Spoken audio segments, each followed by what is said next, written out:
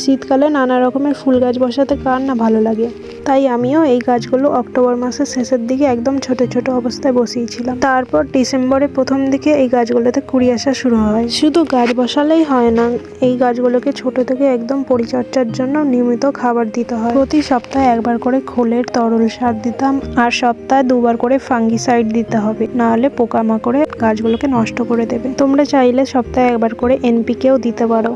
আমি ক্যালেন্ডুলার মধ্যে 3-4 রকমের কালেকশন এনেছিলাম, তার মধ্যে এইটা সবচেয়ে ভালো ছিল। আর চন্দ্রমল্লিকার মধ্যে বেশিরভাগই সব সাদা কালারের ছিল। আর সবার বাড়িতে কিছু ফুল গাছ থাকুক বা না থাকুক, গাঁদা গাছটা সবার বাড়িতেই প্রায় থাকে। আমিও তাই গাঁদার মধ্যে 3-4টে কালেকশন এনেছিলাম। তোমরাও যদি এই রকম নিয়ম করে গাছের পরিচর্যা করো, তাহলে তোমরাও গাছ ভরে ভরে ফুল পাবে। এই বছরে এতটুকুই গাছ বসাতে পেরেছি, ইচ্ছা আছে পরের বছরে আরও অনেক গাছ বসানোর। এই গাছটা আমার ভীষণ পছন্দের। আর এই ভিডিওটা এখানেই শেষ করলাম। টাটা।